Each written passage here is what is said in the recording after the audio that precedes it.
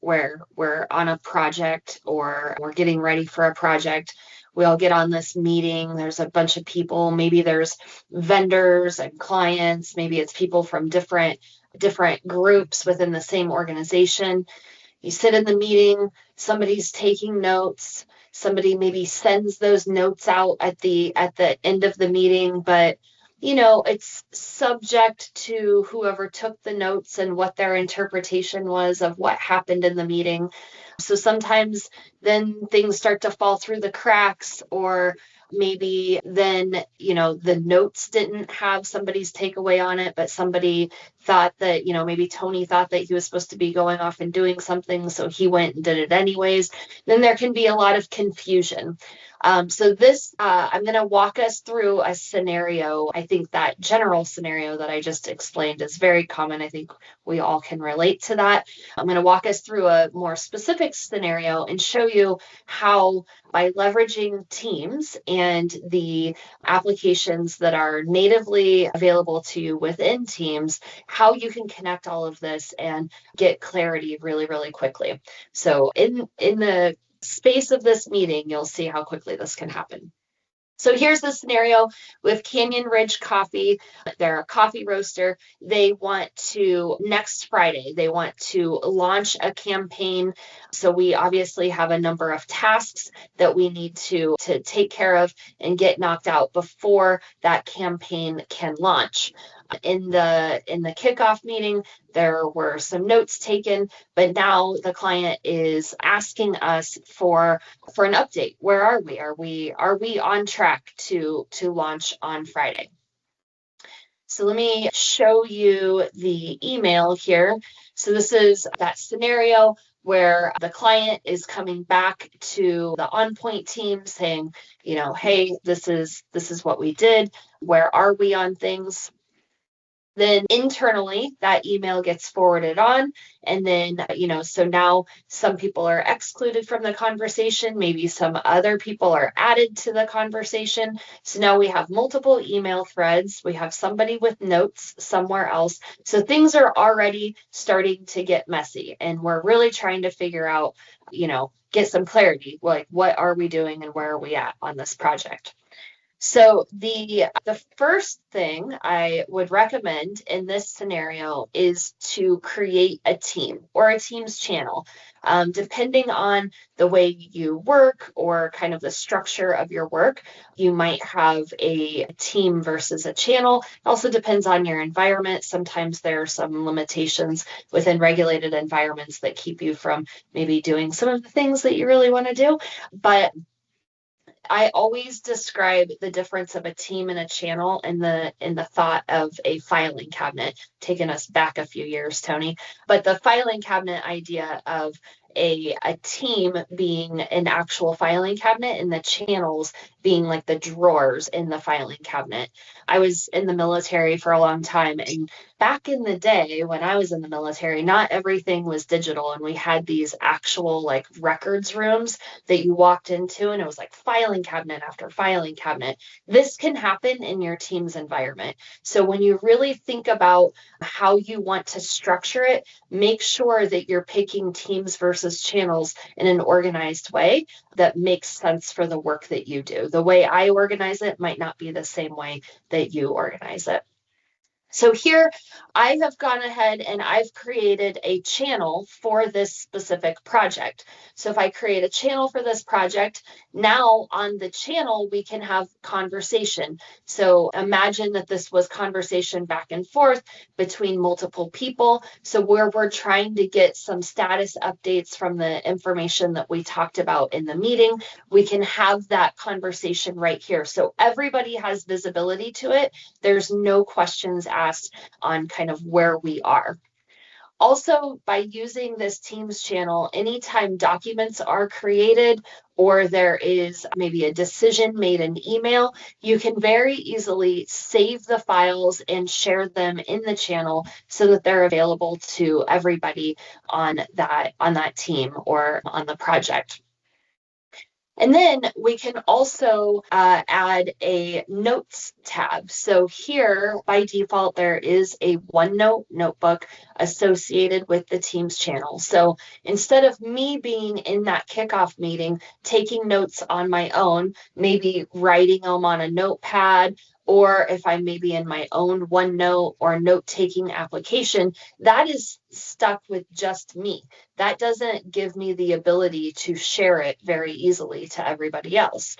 But if I use the notebook that is associated to the team, any notes that I take in the meeting will now be immediately available to everybody on that team. Again, creating that visibility and clarity for everybody of where we are. Also, because Tony's on this project team with me, if I'm adding something in here or maybe I added some unclear items to resolve and he has already resolved it, or he has his own additional note that maybe something I missed, he can come in here and start adding adding to it immediately. So we can co-author in that notebook, again, providing visibility to everybody. Now, in the Microsoft ecosystem, this is all obviously Microsoft products. So in the Microsoft ecosystem, even without taking my own notes or taking notes on the channel, we can just use Copilot. So that's what we have running in this meeting today. So Copilot runs in the background. And Tony and I actually had a pretty good example yesterday of using it in a meeting. Did you want to talk about that, Tony? Yeah. That one was, I got to be honest, like it was probably one of the most effective meetings where we had like a clear outcome and I could take that and then immediately give it to the person that needed it. So let me set the stage. We were talking about marketing and we were like, I think we need a video advertisement. And we knew we had somebody that we could maybe give this work to that would do a fantastic job. And we're like, well, we need to give her some very clear rules of the road. I call it a creative brief, right? So we sat down, we said, here's what we need in the video. But then after we talked about it, I opened up Copilot in the same meeting because, we're recording, transcribing, and it's gathering all the information. And I basically said, okay, based on what we've said so far, lay out for me what we need to give the person that we're going to give this to, but also query us on anything that we are clearly missing, like things we didn't talk about. And it came back with like at least 10 points, right? Now, rather than like furiously writing notes around all of these things, we just had a conversation because I knew Copilot was going to capture all of it. And what it had already done was like, here's like, if we're going to give it to Judy, here's like what do you want to call it? Like the intake for Judy. Like, here's everything that she'd need, right? Well, it was clearly still missing some information. So we just had the conversation. We made decisions around each of the 10 points that Copilot suggested that we still needed to address that Judy would probably ask or might ask us.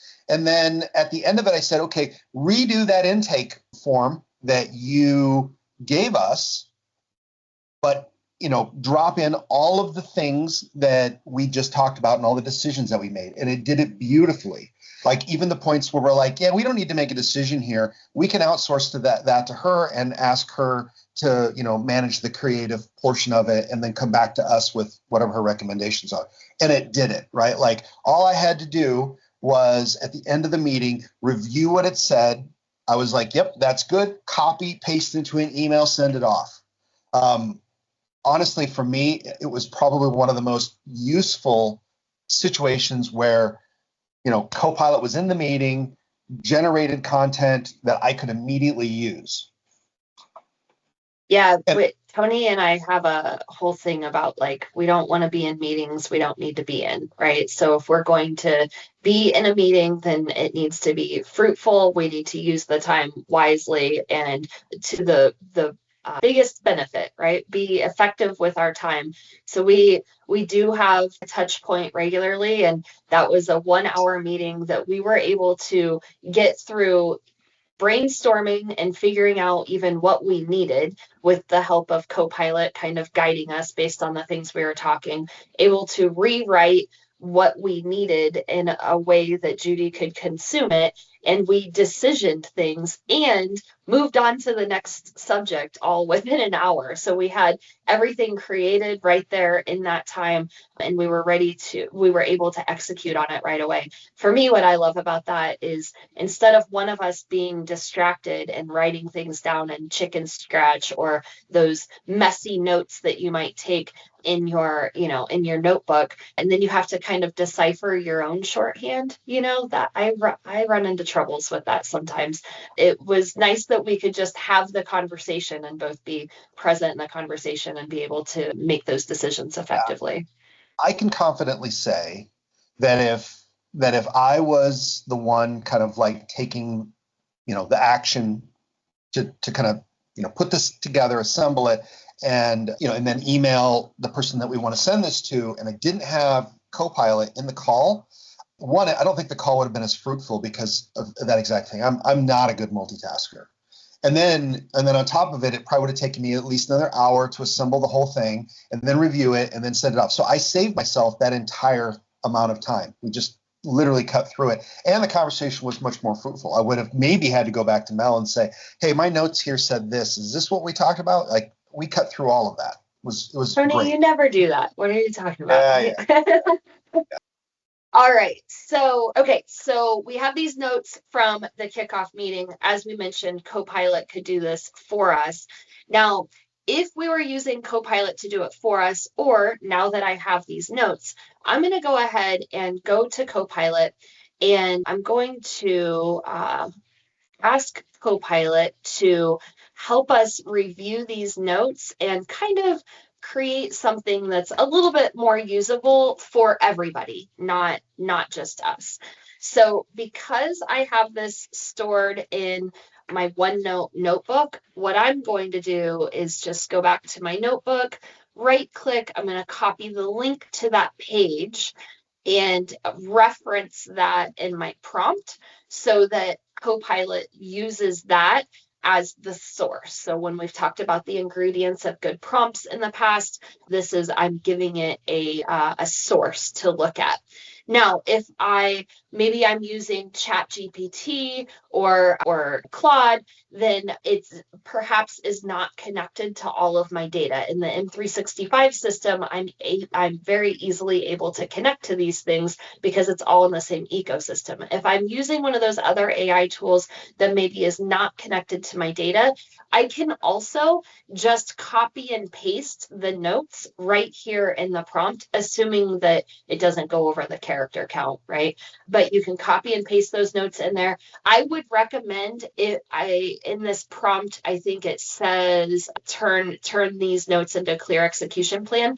So what I would do if I were to copy and paste it in here, I would usually just say like notes and then put it in quotes and then paste all of that information in and then end quotes so that the prompt knows that is your kind of the source. That's what you're referencing. All right, so I'm going to go ahead and run this prompt. So again, it's looking at that note sheet and it's going to create an actual kind of execution plan for me. This is in seconds, right? This is happening very quickly based on those notes that were taken.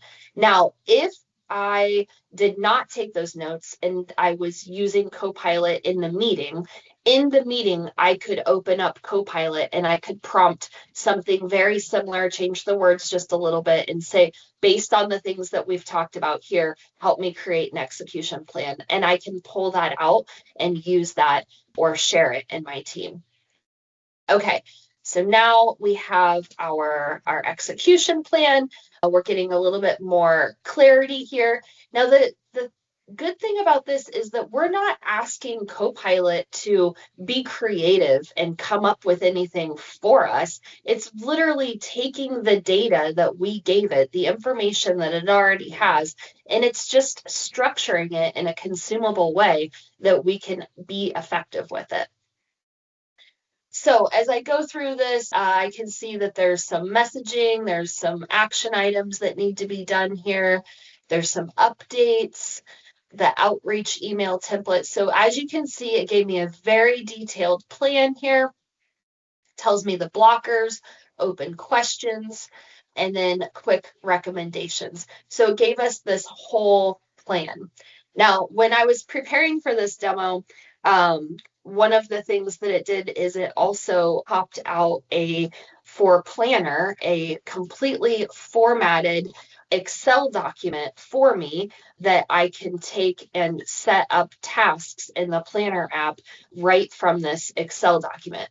And the reason why it automatically did that for me is because I am a little task obsessed, and I really like my Planner app. And so I have custom instructions that I have told Copilot that whenever I'm working on an execution plan or anything like that, that I want my tasks to be able to be set up very easily in the Planner app. Tony, you want to talk about custom instructions? Yes. And so, I kind of teased it a bit earlier, but really to step into this, I would ideally like one of you to share your screen and follow along. And if I don't get a volunteer, then I'm just going to pick on Rachel. But maybe, if Thanks for one of being you, here, Rachel. yeah, that's right. If one of you has like Copilot, especially in a work setting, and wants to volunteer for this, basically what I'll do is I'll guide you through how to set some custom instructions to like really set you up. Anybody want to take point on this? Which it's fine if not. Rachel will be a good sport. Right, baby? Okay. All right, let's do this. I'm going to drop in what I use to create some really, really cool custom instructions. And I'm going to drop it into the chat. Rachel, would you like if you've got, do you have the M365 Copilot app, or do you have, do you just use it in Teams? Like, do you use Copilot in the office, or is it more ChatGPT? I don't anymore because I run out of credits too quick. So I use ChatGPT. Okay. Well, be a sport, open up Copilot, and we'll do it. We'll do it in there. And here is what I used, and I want you to drop it in. We'll make some adjustments, but you can see that is the prompt I used to generate for me my custom instructions. So if you can share your screen or just share the window and then adjust it for you. Except just for the sake of time, maybe don't have it ask you 10 questions. Have it ask you like maybe 4 or 5. That's one tip that I think a lot of people miss with any AI tool. So we're talking about Copilot here, but you can ask the tool to ask you the questions for the information that it needs to be able to give you more relevant information. That is one of the biggest aha moments we see. Yeah.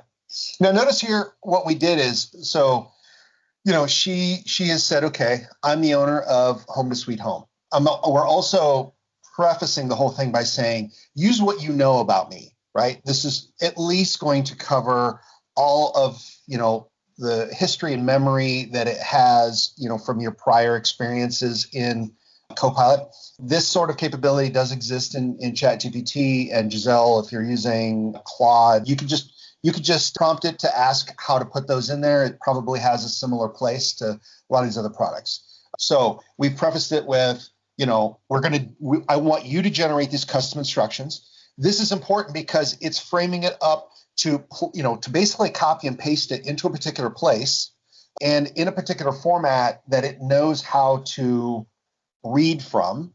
And, you're also saying, I am, an admin for this. I am a, whatever you are, right? And then, and you're shifting your priorities. And then, I had thrown in, laced with my particular sense of sarcasm, because that's just who I am. And here you go. And it looks like you're going to run it. Perfect. Now it did exactly what it said.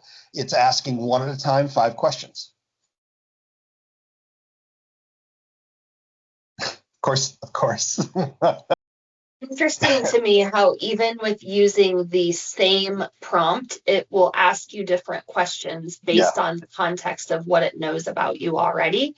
So the questions that I got are different than what Rachel got, and that's different than what Tony got, but it's still formulating the information that it needs. What's similar is that it sort of assumes, and notice it's only giving you like, this or that. Like mine always gives me like A, B, C, or D. And D is usually like some combination of the above or all of the above, but with special emphasis on blah. So I would like a lot of times be like, yeah, all the above, D, but with an emphasis on, B, strategic thinking or whatever. And it's probably picked that style up from you based on you telling it in the past that this is the way you prefer to be asked questions or the information that you tend to give it. Okay, so here you go. And so what you could do is just grab from that who I am and how I want Copilot to work with me. You could do this with ChatGPT, you could do it with any of them, and just grab all of this and drop it into your custom instructions. So how do you do that? Okay, so go ahead and let's just practice doing that. Grab from the who I am all the way down to the bottom, Rachel, and then just copy that. All the way at the top? Oh, here. Okay. Everything, yeah, right there. Grab that and go all the way down. And then, yeah, right there. Perfect. Where am I going with it? Now, scroll back to the top right. I think it should. Hold on. Open up nope, over on the left, like you see the pane that you can like open that up more. Yeah, open that sidebar. Maybe it's in there. Looking for. Okay, it's a little. Your experience is a little bit different. I have the free version. You guys have the super duper alley. Yeah, but there should be a way to get to it in here still. Hold on. Let me ask it. And are you in Teams or or just the Copilot app? For just the Copilot app. I just opened it from my toolbar. Instructions. To be fair, Copilot's probably mad I don't use it anymore. Might be a little jealous. It's throwing some shade at you. Right. Do you have 3 dots down by your name, Rachel, on the bottom left side? Yeah, click, down on the bottom left, like where it has your name. Click that. Go to settings there. Try that. Preferences. Is it under memory? It'd be in here. Oh, yeah, memory. There we go. Second one down. Okay. Personalization and memory. Add or import memory. Let's try that. Oh, no, there it is. So it says conversation history tracks, instructions you share. Hit learn more on where that top one. There's like a little learn more button. I mean, this is a little bit different than the experience that Mel and I have. Shoot. Okay. Maybe it is under add or import memory. Let's try that. Isn't that bringing it over from another product? Well, it may be that for the unpaid version, when you go back to the actual prompt. So close this and then scroll back down to the bottom and maybe try this. Just in the prompt, just say, add these custom instructions to your memory of me. And I'm kind of curious if it can pull all of that in. That is a lot, but let's see if it can do it. Okay, that looks like that should work. Now I'm gonna share my screen for a moment, so I'll take over. Thanks for being a good sport there, Rachel. All right. Anytime. Okay. All right, so I'll kind of scroll through here. Sorry for the scrolling, but you can see, there's my original prompt, and it starts to ask me kind of very similar questions. But as I was mentioning earlier, it always kind of gives me 4 options, right? And then, here I go through all of my 10 questions. Sorry for the scrolling. I get down through here, and it's like, okay, that was my last one. It says locked in so far, tone, decision, output, priority, etc., all the way down. And then, wanted to ask me kind of towards the end how proactive Copilot should be. And I'm like, yeah, I need you to be my second brain. I need you to be active in all things. So boom, it drops all this information out, right? So I don't think I actually added this yet. So I'm going to copy. Come on. Oops. Let's go back up. See if I can get that. All right. You can see how much there is. And I think that the reason why there's so much more is because I asked it, to ask me 10 questions. Okay, so generally, if you're using the paid version, so I'm in the M365 app for Windows 11, but this would work, I think, about the same in Teams. Generally, up here, you're going to see the 3 dots. You're going to go to, I think it's chat settings, and then personalization. And now you got your custom instructions, and I say, edit the instructions. Okay, I did. I already added these. So here I've got all this stuff added in. Now, what's the key difference between custom instructions and memory? So if I come back up here, you can see memory. It's got my work profile. That's kind of baked in, to my tenant. And I've got saved memories. And I can come in here and I can actually take a look at my saved memories. And in this particular case, I think I must have done this earlier. And I just, this was in a conversation. I think I just chatted in the middle of the chat and I said, hey, Copilot, remember that I like pizza and I like pistachio ice cream. And then, so really what it does there is it's kind of more ad hoc. Like while you're in the midst of another conversation, you'd be like, oh yeah, I need you to remember this. Oh, I need you to remember this too, right? And the nice thing is that they're each remembered as distinct things. And you can see as I hover over it, I can come in here and I can delete that memory. So it's a little bit different than a custom instruction set. I think of the custom instruction set as almost kind of more like if you, and I've heard of people doing this, right? Like let's say you are, a C-suite executive and, here comes, a fresh face intern and you're like, hey, I want you to be highly successful. And I hand you like a little packet of information. This is how you manage me. This is everything you need to know about what I like and what I need you to deliver information in. When you give me a big pile of information, I need you to bullet it out, unless there are so many options that I really need to compare a lot of things. And then I want you to give it to me as a table or something like that. I always want both a layman's summary and then I also want a technical brief as well. So give me both. That's an option. Those kinds of things that are like, I always want these no matter what. Perfect for custom instructions. But if you're like doing a shorter term project, but you're like, I need you to remember certain things for right now, that is a great example of something that you just sort of add in and say, hey, Copilot, remember this. It adds it to the memory. And then you can come back in here and then you can just get rid of it later when it's no longer applicable. Custom instructions are kind of meant more for like, hey, I'm in this role. And until I leave this role, always do these things. Yeah, I think of it too. It's more dynamic, right? Custom instructions are going to be static and memory is going to be more dynamic. So even if you're using like an abbreviation for something that maybe is only applicable to this specific project or something, you could just say, when I say OP, this is what I mean. And so then it will remember that. And then you can always, just shorten that. And it just makes it more effective and makes you a lot faster when you're communicating with it. So please steal those prompts, modify it for yourself. Add more, reduce, whatever makes sense for you. All right, so we are going to slide back over to our examples. So we've gotten our kind of execution plan of what we need to do, but now based on those notes, I'm going to put in another prompt here and I'm going to ask it to take that execution plan and actually make it into the planner ready tasks. So if I did not have this in my custom instructions, now I'm going to prompt it to create those tasks for me. Now, I already showed you that as I was preparing for this, I did have it created this Excel document for me. Now, one of the things about the Planner app is you can import straight from Excel right into the Planner app with those fields already mapped.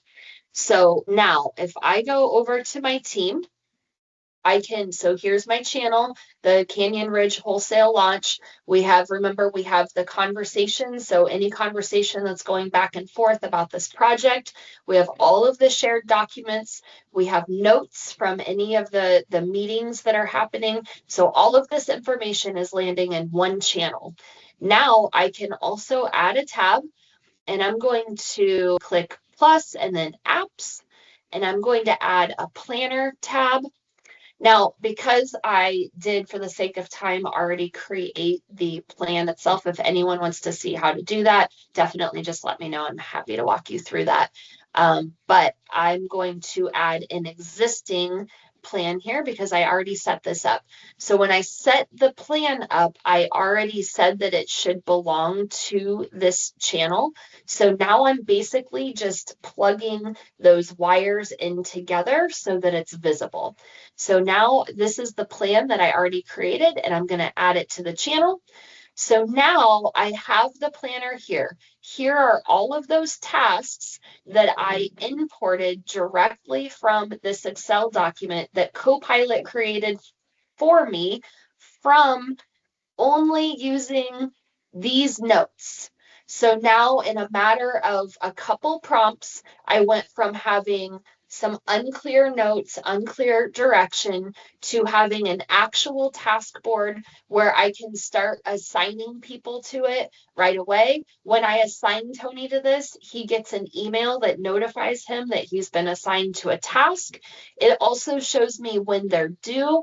And in any of these tasks, we can update information. We can add notes that date and timestamp the notes to it. And you can even have a checklist.